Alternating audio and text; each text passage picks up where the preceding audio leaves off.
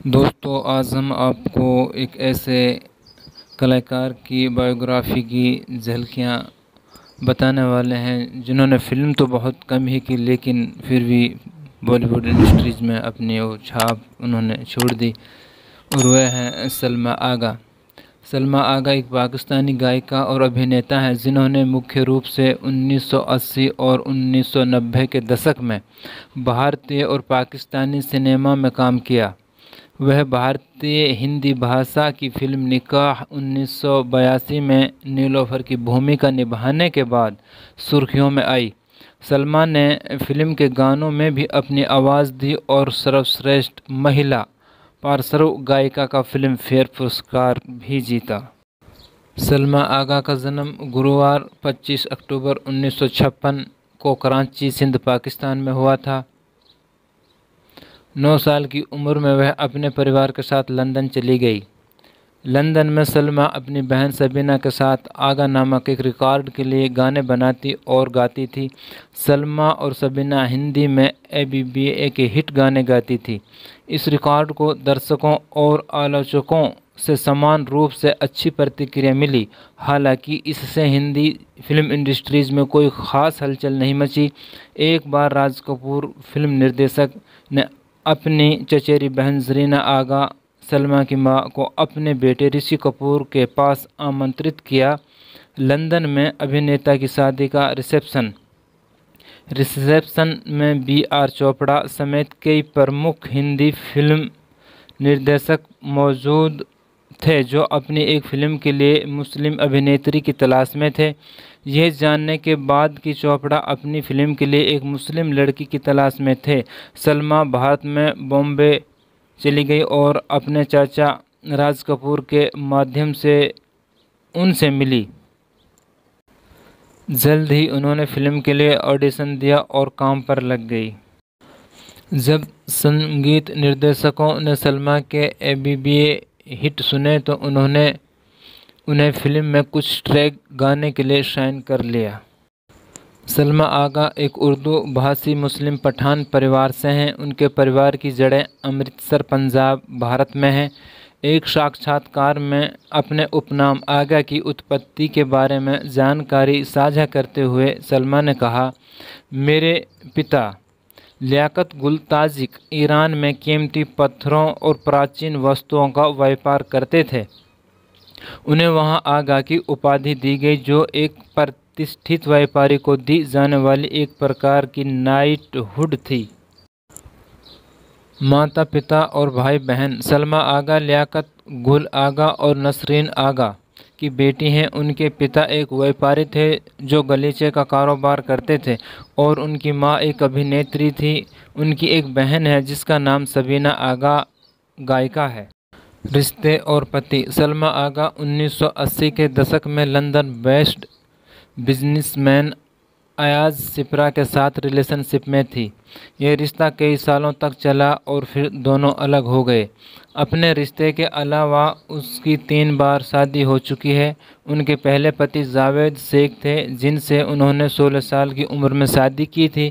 उनकी शादी लंबे समय तक नहीं चली। इसके बाद सलमा ने 1989 में मशहूर सेक्वेस खिलाड़ी रहमत खान से शादी कर ली। इस जोड़े के 2 बच्चे हैं, एक बेटी साशा आगा और एक बेटा लियाकत अली खान। 2010 में दोनों का तलाक हो गया।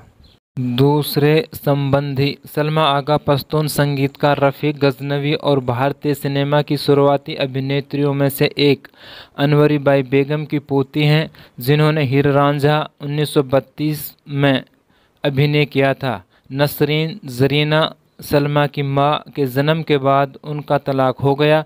अपने तलाक के बाद अनवरी ने जुगल किशोर मेहरा नाम के एक अमीर हिंदू व्यवसायी से शादी की।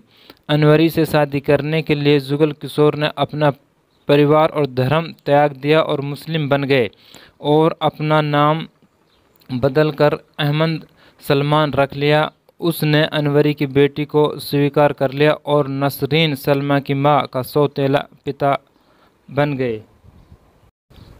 जुगल राज कपूर, शम्मी कपूर, शशि कपूर के पहले चचेरे भाई थे। राज कपूर की मां राम सरनी कपूर जुगल के पिता की बहन थी। सलमा आगा अपनी मां की ओर से संगीतकार साजिद और वाजिद की चचेरी बहन हैं।